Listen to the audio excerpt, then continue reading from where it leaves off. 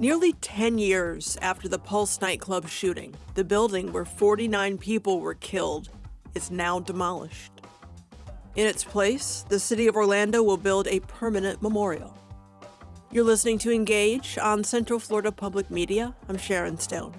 It's Thursday, March 19th, 2026, and parts of our show today may be difficult to listen to as people recount the mass shooting at Pulse. Crews demolished the Pulse nightclub building this week.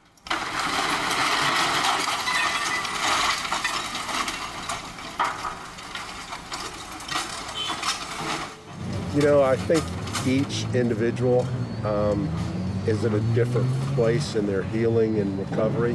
So I don't think there's one emotion that encapsulates it for everybody. I think probably everybody in this crowd here today feels a little bit different in where they are in their evolution of their healing. That was Orlando Mayor Buddy Dyer speaking at the Pulse site Wednesday. He says the building had to come down to honor the family's desire for a permanent memorial at the site of the tragedy. I view this as more than a demolition. I view it as a major step toward the completion of a permanent memorial that all of the families of the Pulse victims and survivors deeply deserve. An adjacent building and other structures within a fenced area are also being removed. The process of clearing the site is expected to take several weeks. Artifacts from inside, like posters and parts of the bar and walls, have already been taken out and are being preserved. Some will be part of the permanent memorial scheduled to break ground in September. Even though the building is gone, the loss remains.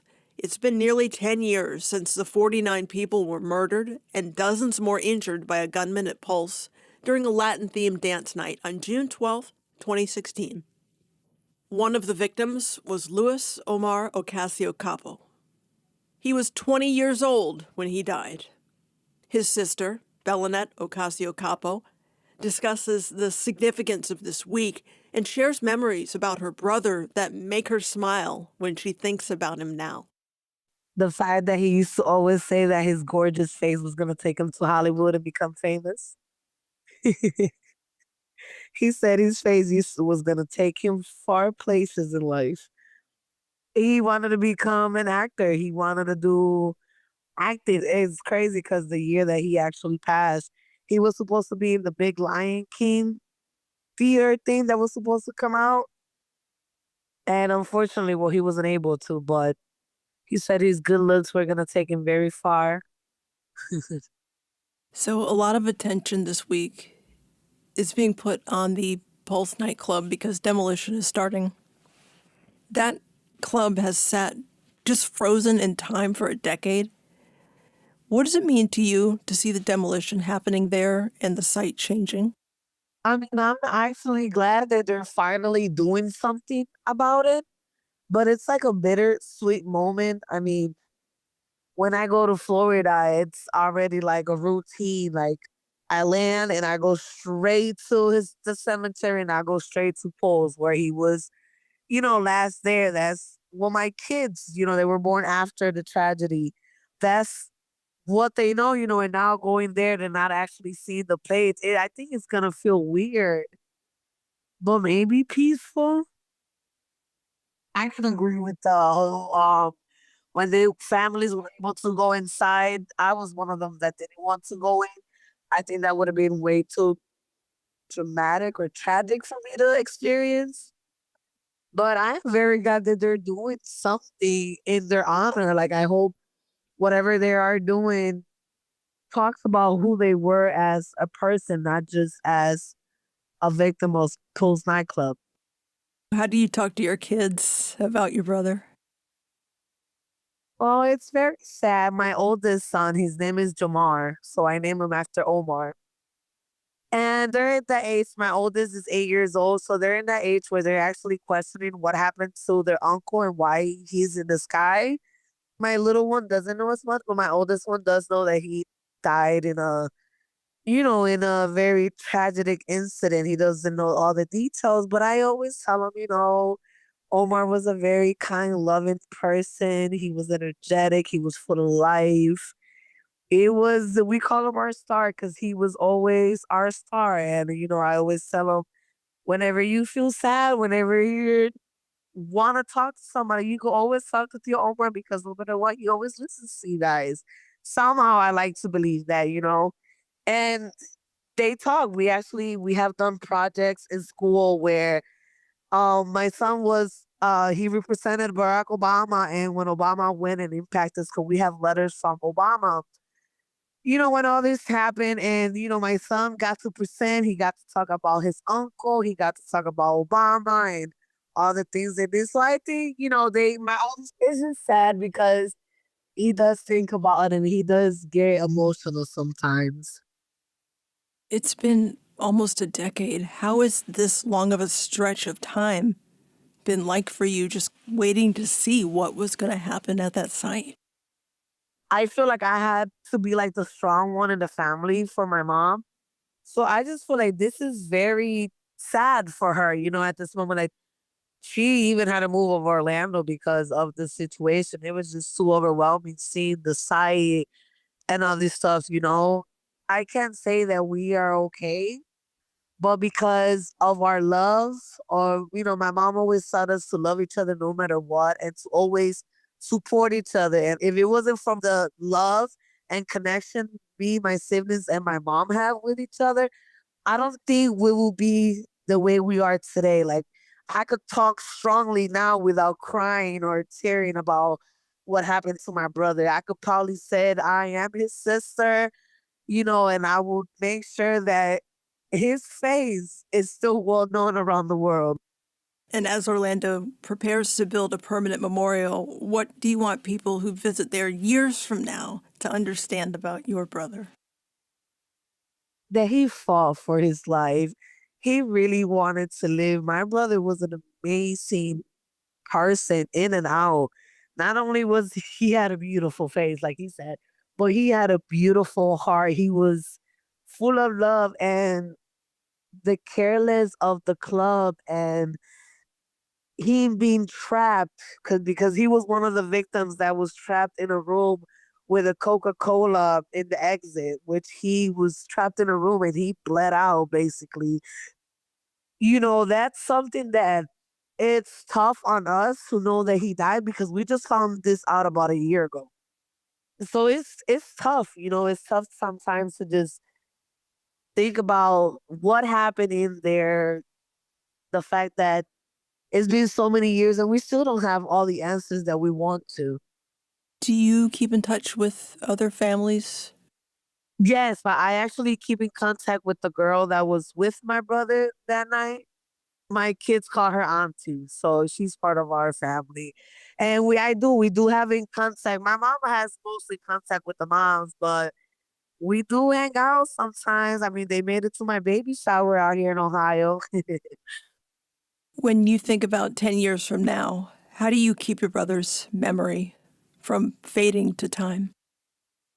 I always try to do my possible, like with my kids. I have kids now, so I make sure that my brother's memory is alive through them. We do projects together. We talk about him.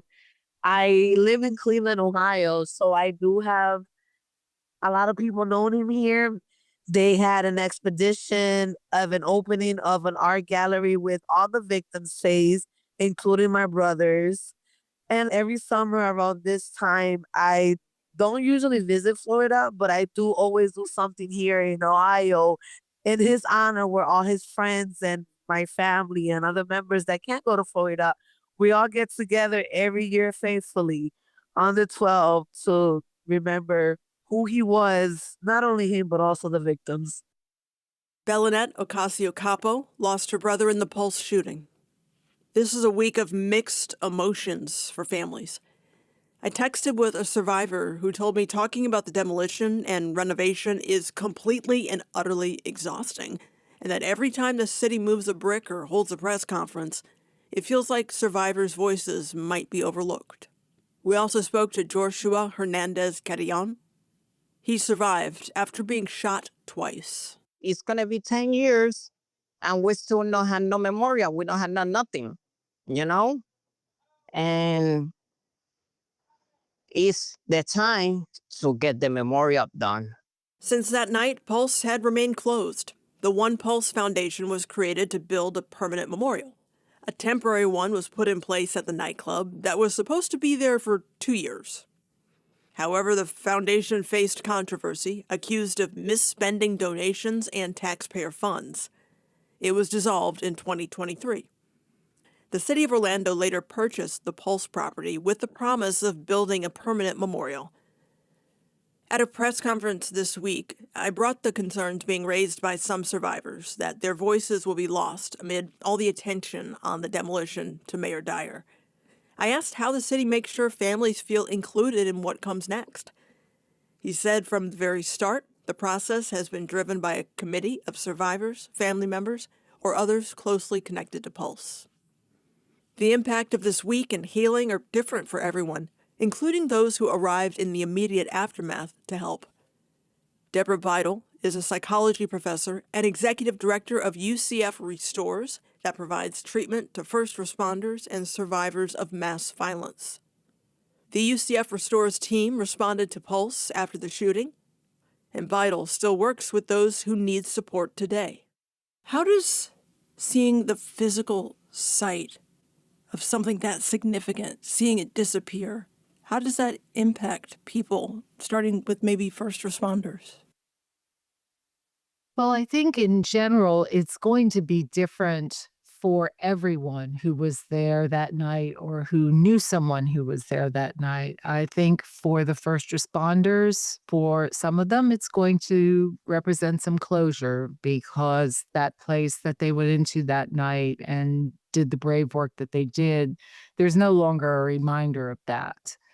But, the reminders are sometimes carried inside of people too. So I don't know that there's one answer for that, but I think the important thing is that everyone understands that the journey away from trauma and away from grief and toward recovery is individual. What does the building itself represent? What does that signify? I think the building itself represents the place where something horrible happened, where people's lives were lost, that there was bravery that night in terms of saving other people. But for many people, it's a memorial. It's no different from when you see people with crosses on the side of the road marking the place where they lost a loved one. It can also represent a place for people to come together and grieve collectively about the losses that occurred that night. So I think there is a lot of that, people wanting the memorial to stay, wanting the building to be there to continue that. But on the other hand, for other people, they're just happy that it's gone because it's too painful a reminder of what happened that night, and not seeing it may be helpful for some people in their journey to recovery. So, is it possible for this demolition to be both a place of pain and healing? Yes, I think it is. I think it is possible to be both. And I think particularly with the understanding that there is another memorial coming, that getting rid of this building does not mean that we are forgetting the souls of those who were lost that night or those who still carry the injuries and the pain from what happened that night. It's not that the building is making it go away. It's that something else is coming in its place so that there will continue to be a reminder in the city and a place of hopefully healing and hope as a result of the new memorial that will be constructed.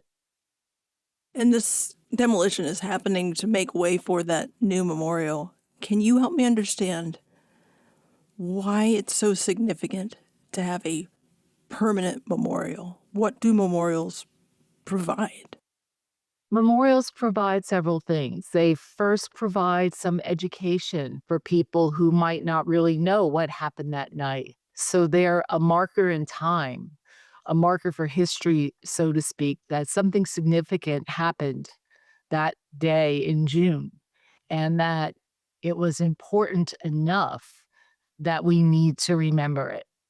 it's an indication to the families who lost someone that evening or to the survivors that they're not forgotten, that they are remembered in an effective way, and that they will never be forgotten. And I think for the community in general, it's a reminder of what all of us went through that day and in the weeks afterward, the way the community came together. And having a memorial there allows us to continue to have that sense of belonging and that sense of connection to others. We're coming up on a decade since the Pulse shooting. You study trauma. Why do some milestones like the 10-year remembrance hit harder than others?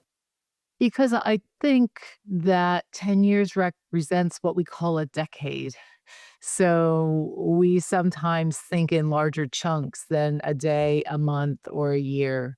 And I think there are significant milestones, particularly in terms of 5, 10, 20 years out, that seem to represent something, a significant point from there. I think, though, in general, for the people who are suffering, those significant milestones may be less noticeable because they're having the struggle every day, and even all those years later may continue to struggle in that time. I think sometimes people think that, well, it's been 10 years, I should be over this. And I want to discourage people from thinking about those shoulds.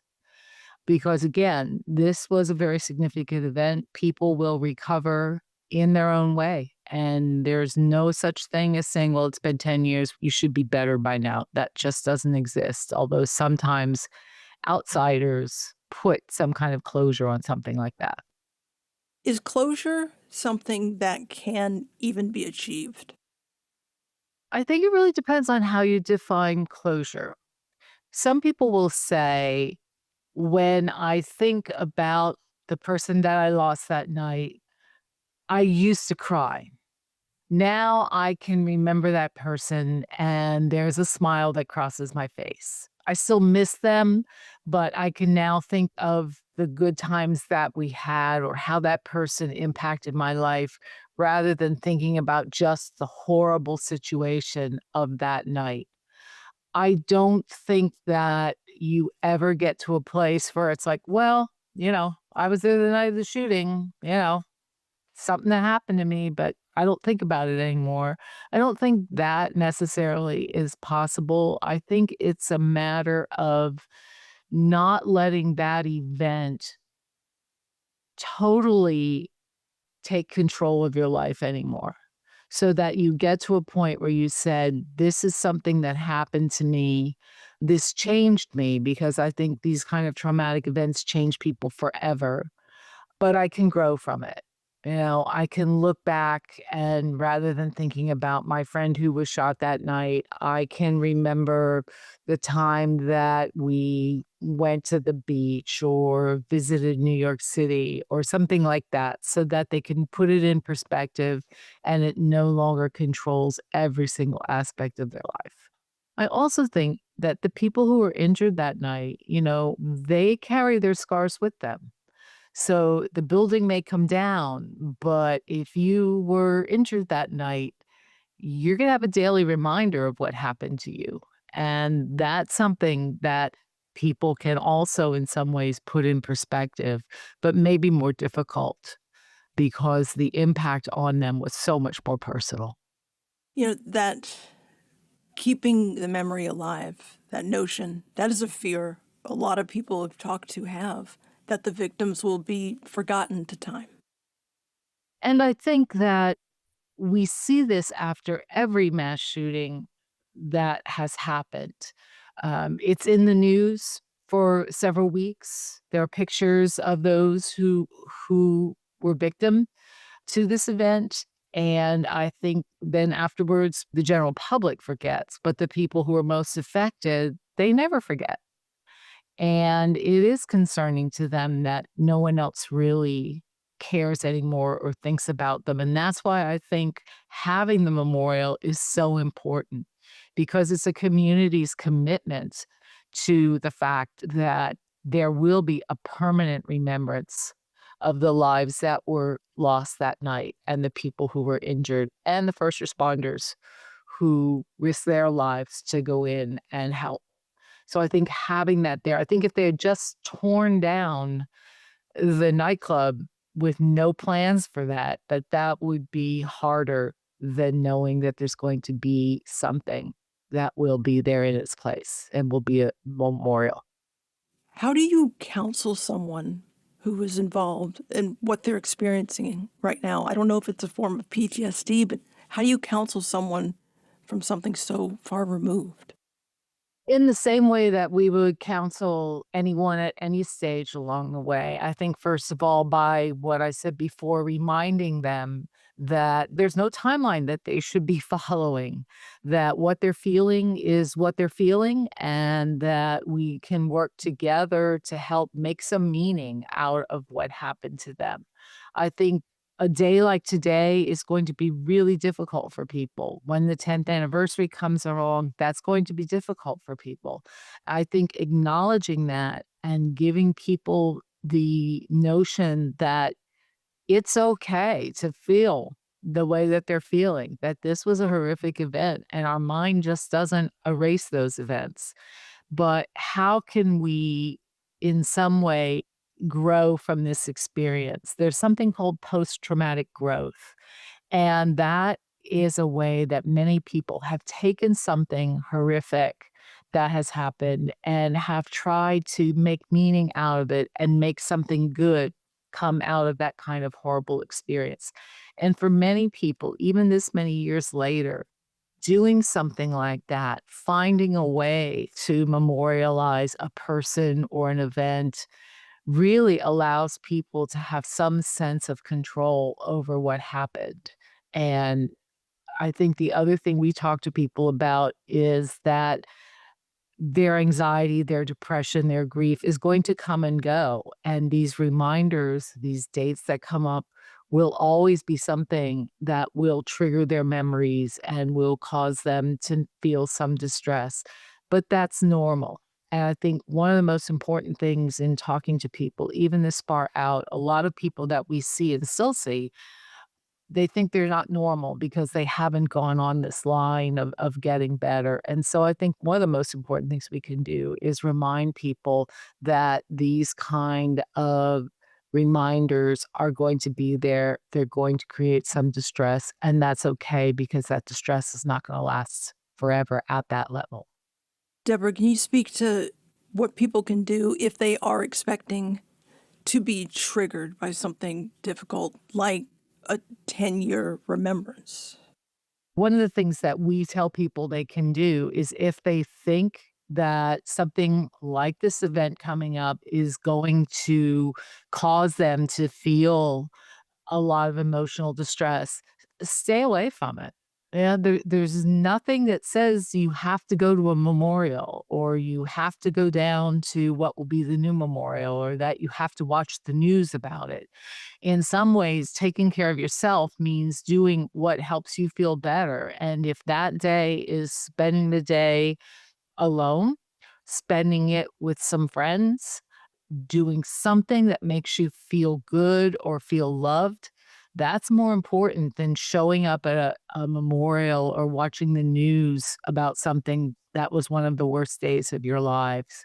So again, I think giving people permission to do what is best for them rather than following a timeline or going to an event because they think they should be there. It's not about what you should do. It's about taking the very best care of yourself on a very difficult day. What are some signs someone might be looking for, need to pay attention to, that they may need to involve professional help coping with whatever emotions they're feeling this week? I think that if they find themselves feeling sadder, for example, than usual, or suddenly they find themselves crying and they're thinking, I'm not sure why I'm crying. This isn't something I should be crying about. I think being more angry and irritable, shouting at your children, getting angry at a friend because of X, Y, or Z. I think certainly feelings of hurting oneself or thinking about whether or not to die by suicide are other things that should let people know that they may need to reach out and for help, either from a therapist, from a clergyman, from a trusted friend, a family physician, anyone who will be there and will be able to help. It's really what we're talking about is an exacerbation, a change in the way that one typically goes about doing things. And now emotions are such that they find they're not coping and they're not functioning as well as they should be. Deborah Beidel is Executive Director of UCF Restores and a professor of psychology and medical education at the University of Central Florida. If you feel like you need support, you can call, text, or chat the 988 Suicide and Crisis Lifeline.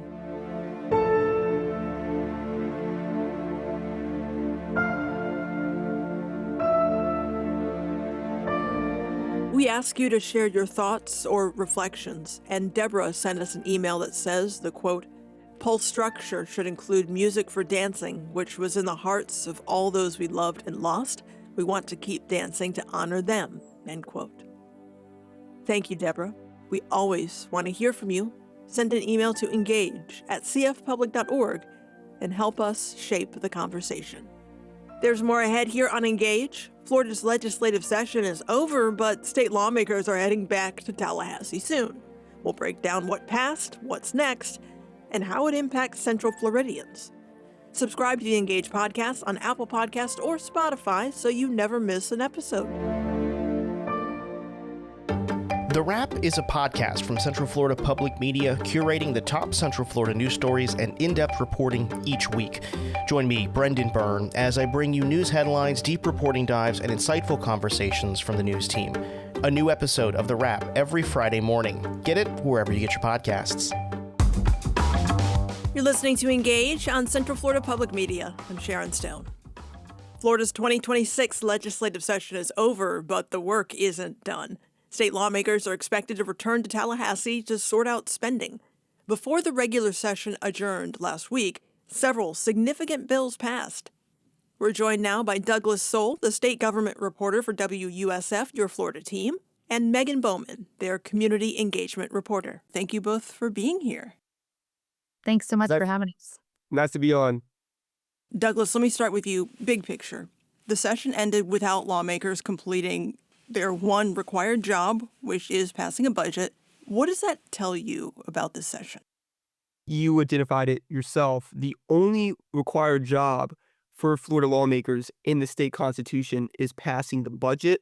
That being said, it doesn't necessarily specify that it has to be done within the 60-day legislative session, but typically that is, in fact, what happens. And now we have a situation where for the second year in a row, we reached day 60 with no budget. So firstly, it shows less of an ability between the chamber leaderships to come to a deal. And additionally, I think the most important takeaway here is I'm not done seeing lawmakers in the Capitol this spring. I might even see them this summer. We don't know. But they're planning on coming back to the Capitol in mid-April for a special session focused on the budget. And that's interesting because in late April, they're already planning on coming to Tallahassee to talk about potential redistricting in a special session. The budget has to be done by... If the budget is not done by July 1st, the state would enter into a partial government shutdown. That would have pretty big effects, and it's kind of hard to know exactly how serious the effects would be because the state has never run into that. Now, I will say this, as I previously mentioned, the state lawmakers did not get a budget done on time, at least by the end of session last year as well. They still have to figure out what they're going to do with our appropriations going into next fiscal year. Now, the 2025 legislative session, because it was an election year, started 2 months later than this one did. So there's a little bit less wiggle room last year to get the budget done. We have 2 extra months to figure it out this time around. I think we're all hoping they don't need that 2 extra months to figure it out. I would love to know when I can safely schedule vacation, as would any lawmaker there.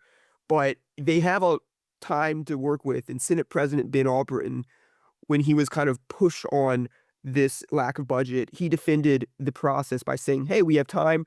Now that the policy stuff's out of the way, or at least most of the policy stuff is out of the way, we can now focus on this budget package. Megan, you've been talking to Floridians about this. What are you hearing? You know, similar to what Douglas said, overall, there is this sense of frustration at not finishing the one job they're required to do again, right? I don't think people were expecting as much infighting and drama this year. I spoke with Karen Smoke in Arcadia, who seemed to agree with that sentiment. They just seemed to be dysfunctional. And it just was like it was all talk and no action, like the budget. I also got to speak with Monica White from Tampa. She actually gave lawmakers the grade of a C or a D for this session. You know, she was frustrated that they didn't finish again, and even added it shouldn't be a surprise for lawmakers to know they have to finish the budget since it's something that's written into the Constitution. It just seems to me that I'm sure, many others, like they could have gotten this organized a little better so they would have had something in place, by now, or not have to go, prolong it too much. I also talked to a political professor at UCF recently, Aubrey Jewett, and he also brought up that it galls people when the folks we elect to do this job don't do it.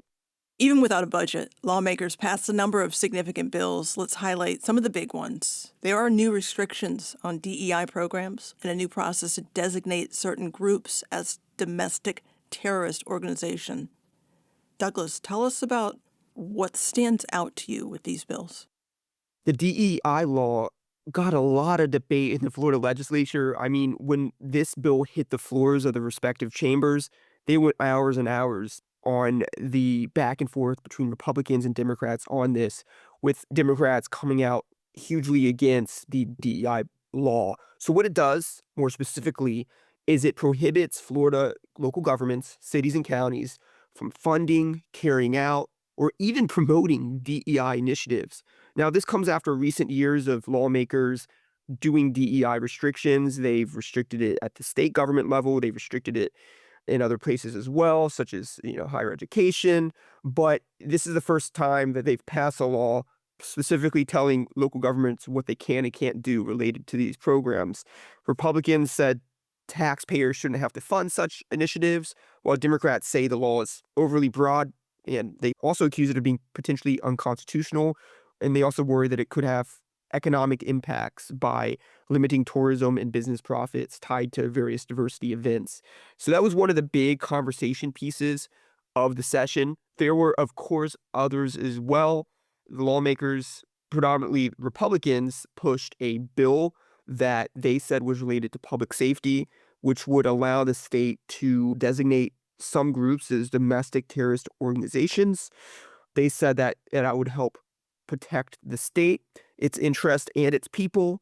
But there were some that worried, and especially some within the Democratic Party that worried that this would be used to target groups the state disagrees with. They also worry it could be used to target Muslim-led organizations. That did pass, and now we wait and see with both the DEI bill and the domestic terrorism bill whether there might be a legal challenge. And if there is, who knows how that's going to go. But certainly not done covering these two bills, because I'll be covering that side of things as well as just the impact side of things. And I'm sure others will be looking at these going forward as well. Megan, what are you hearing from people related to these issues? So a majority of the people that I got to speak with are really concerned about the lasting impacts that these bills will have, like tourism, and how it'll affect communities. So if we take the bill to designate groups as domestic terrorist organizations, Monica White in Tampa raised a really good point. She says bills like these create more hostility, and she questioned, what impacts they'll have on the communities, especially if people are scared to donate maybe to a certain organization for fear of retribution. And then I also spoke with Sandra Johnson, who lives in Bradenton. She's retired now, but she spent many years working in human resources, and she is not a huge fan of the DEI bill. I believe in diversity and inclusion. I believe that anytime you exclude human beings, you're being divisive and critical into what someone else's thinking is. And I think government needs to stay out of that. I also got to speak to Kathy Gilfie in Pinellas County. She says that these types of bills marginalize communities, and she really highlighted the importance of communities actually coming together. Minneapolis came up with a phrase, a word that really is something that resonated with me, and that was their neighboring. They go out and they neighbor, and that whole idea of they are now thinking in terms of we and not me. They realize the importance of their community. They realize the importance of the people in their community and how much everybody contributes to that. Douglas, before we move on, could you speak to the consequences if local governments or politicians violate the bills that we're talking about right now? Great question, and an important one, because if local officials do violate this measure, they could be removed from office, and local governments could additionally face litigation from residents. So this is a big deal for local governments, and it's definitely going to change how they operate moving forward. I don't think many local officials want to get kicked out of their positions, and I don't think local governments want to get sued. We're speaking with Douglas Soul, state government reporter for WUSF, your Florida team, and Megan Bowman, their community engagement reporter. Let's move to another area getting a lot of attention. That is data centers, these large server facilities. Douglas, can you talk to me about what's driving this push? It's not part of the governor's proposed artificial intelligence Bill of Rights. So what does this do? Yeah, so let's first touch on the AI Bill of Rights. AI is top of mind. You turn on the radio, there's probably a 50-50 chance they're talking about AI effects in policy, or I guess the lack of policy currently, because we're not really seeing much at a federal or statewide level. Governor Ron DeSantis did want to see something at a statewide level regulating AI, but the House, led by House Speaker Daniel Perez, was a no-go on that. Notably, Perez and Governor Ron DeSantis have been feuding through session and through last session, so there wasn't maybe very much goodwill on either party to help one another out in terms of the policy preference standpoint. But the AI bill failed because of that, and Perez, he said it felt not related to the tensions between him and the governor, but he just pointed out how President Donald Trump has made clear that he wants to regulate AI at the federal level. And that issue kind of pins DeSantis against Trump in some ways. Obviously, I guess that doesn't pin him against Trump now because the legislature simply hasn't passed AI regulations. And DeSantis' term is getting shorter and shorter for them to do anything. And obviously, this was technically his last legislative session. That being said, they might have not touched that AI Bill of Rights. They did pass a bill involving data centers.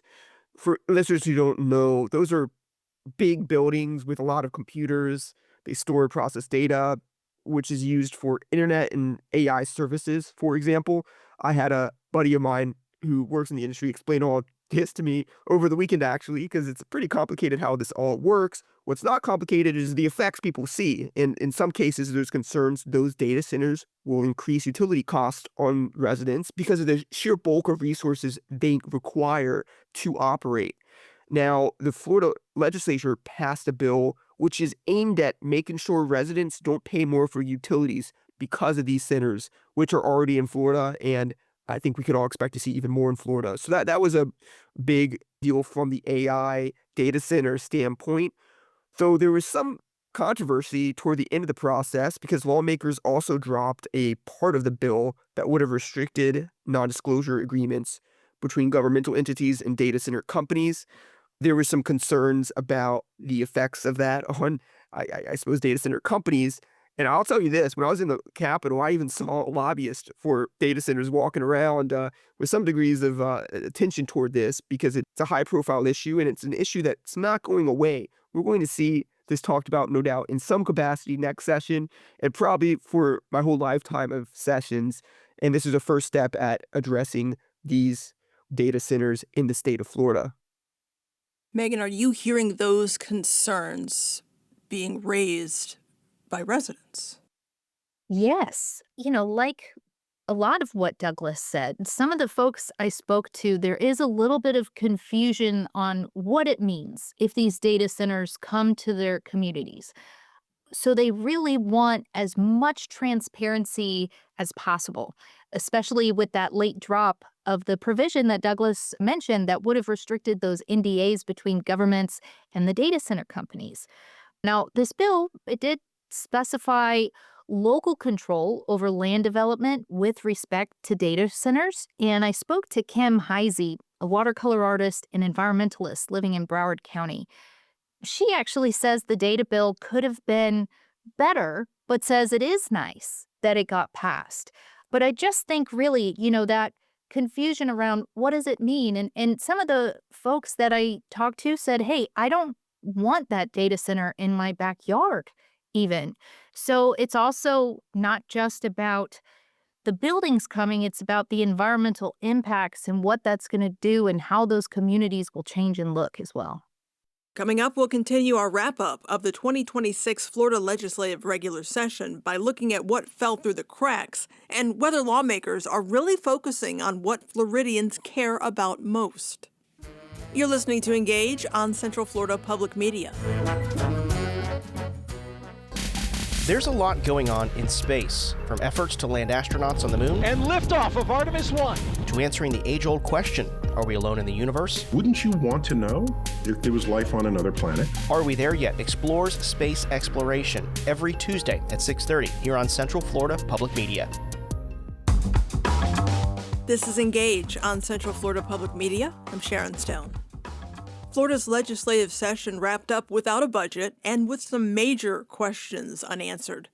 We continue our conversation now with Douglas Soul, the state government reporter for WUSF, Your Florida Team, and Megan Bowman, their community engagement reporter. One of the biggest issues for voters in Florida is affordability, housing affordability, insurance affordability, just everyday costs. Did lawmakers pass anything that directly addresses those concerns? There was some legislation that was focused on this affordability topic, a topic which, as we all know, is top of mind for Floridians and I suppose people nationwide. For example, there was a tweak to the Live Local Act, which is a significant law aimed at increasing affordable housing across this state. And there's some other things as well, but I think the overall frustration I picked up on in the Florida Capitol, that especially coming from the Democrats in the Capitol, is that they didn't do enough. Lawmakers on the Democratic side, they had a whole affordability agenda coming into session. They would address high insurance rates, high rental unit rates, etc. And none of what they wanted to pass passed. They say that there's a dysfunction between the Republicans in the legislature, which limited and kneecapped their ability to pass important legislative fixes to address the affordability issues in the state. So that's one of the issues that critics are saying was not sufficiently addressed in the House and Senate this year. Megan, affordability, is that something that you are hearing about? Look, nearly everybody I spoke to wanted to see lawmakers address the rising costs of things in the state: insurance, property taxes, gas, electricity. Here's Karen Smoke. We heard from her earlier from Arcadia. Affordability is what's on everyone's mind. I also talked to Cindy Tippie in St. Petersburg. She works in prison reform and land development. I don't have rich people problems. I'm the bitch that gets up every day and goes to work whether I want to or not, whether I'm sick or whether I'm not. And my Florida power and light bill keeps going up, but yet I keep seeing them donate big PAC money. I also got to speak with Sandra Johnson in Bradenton. She says she didn't see lawmakers address things that are impacting her daily life. I don't see them doing anything about this. Rising taxes, rising association dues for condominiums, rising insurance costs. So no, I don't see that my day-to-day life is any better because of my government. And Kathy in Pinellas, who we also heard from a while ago, volunteers with Good Neighbors in Clearwater, helping get goods to food pantries.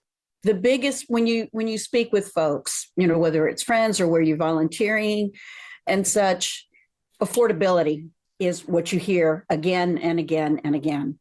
Let's talk a little bit about what did not get passed. For a legislator with a Republican supermajority, some conservative priorities on the table didn't make it, from lowering the rifle buying age to 18 and expanding E-Verify.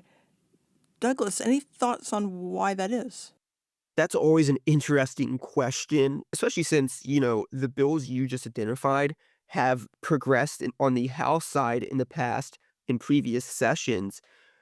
It's an example of, well, yes, I mean, the Florida legislature is incredibly conservative, supermajority Republican, but they don't always see eye to eye on every issue. Let's talk the gun buying age. Following the Parkland shooting, lawmakers were understandably horrified and passed a number of different laws addressing gun safety. One of them was raising the long gun buying age, the age to buy shotguns and rifles, from 18 to 21. Now, as the years have passed, more Republicans in the legislature, particularly on the House side, are coming out against that. They're saying it's against what they believe in terms of the Second Amendment. And Governor Ron DeSantis also is encouraging lawmakers to reduce that back down to 18, but the Senate has been resistant to that. Similarly with E-Verify expansions, it passed the House, the Senate didn't pick it up. I do believe that there's some concern about labor shortages related to that bill, but we didn't even hear much discussion about it on the Senate side because they didn't consider it, didn't make it close to the Senate floor. So that's one of those situations where there was a lack of seeing eye to eye between the chambers, and we'll have to see if that continues going into these special sessions. Megan, are you hearing people respond to the bills that didn't pass as much as they are to the ones that did? Oh, yeah. A lot of people obviously have certain things that are important to them. We're all different, right? Kim Heisey in Broward County, she's been volunteering with conservation groups for a while, but just got involved in the political side of things this year. There's been a unbiblical amount of anti-environmental bills that were filed this session, more than usual, although it's not unusual for there to be bad environmental bills in Florida. So, Kim, she was thrilled that the legislature did not pass the Blue Ribbon Project bill. That would have created a fast track approval process for developments larger than 10,000 acres. We had to call them and put out calls to action, and they got hundreds of calls and emails about this bill. And it stinks that we have to work this hard for our legislature to do what they're supposed to do when they're the ones that we've hired to do that, and they're supposed to know what they're doing. So Heisey wants to see lawmakers also fund Florida Forever. And she says lawmakers really should not be surprised to see Floridians speaking out against overdevelopment, especially considering the public pushback against building hotels and golf courses in state parks that we saw last year. I also got to speak with Karen Smoke. We heard from her before. She's from Arcadia. She was disappointed overall in how the session went. Legislature can be either reactive and try to fix problems after they arise, or they can be proactive and spot potential problems and then create solutions. Karen said the only real solution, though, is to make everyone feel like they're a part of the community and society, and that they have opportunities to advance just like everybody else. So session is over, sort of, for now. As we move forward into these special sessions, Douglas, what are you going to be watching for? So first, to recap, we currently have plans for a mid-April budget-focused special session. In addition, we have the governor already having set a late April special session focused on potential redistricting. Lawmakers also say they're going to want to figure out a proposal for the 2026 ballot that would reduce the property tax via a special session. We don't know exactly when that would be, but certainly we're looking at a busy agenda this spring, this potentially summer, related to these legislative issues. And the big question is can they come to a consensus between the chambers on the budget, on redistricting, and on the property tax? The House already passed a proposal addressing property tax reduction, but the Senate seemed to think it went too far. And it's already looking like there could be a feud between the chambers on that issue, but we don't know. We don't know how much goodwill is remaining between leadership on both sides. It's going to have consequential effects on Floridians down the line, though. So keep on watching, keep on listening, keep on reading, because we've got a busy few months in with hugely important impact. Douglas Soul is a state government reporter for WUSF, your Florida team, and Megan Bowman is their community engagement reporter. Thank you both. Thanks. Glad to be on. Now that lawmakers are going to have a special session to figure out the budget, property taxes, and more, what do you feel got overlooked? Which issues do you want us to keep following? Send an email to engage@cfpublic.org or send a talkback on the Central Florida Public Media app and let us know.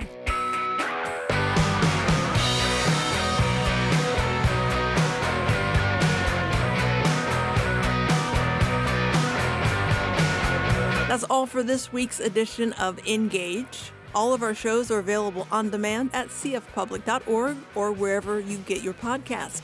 I'm Sharon Stone. Thank you for the company. NPR News is next.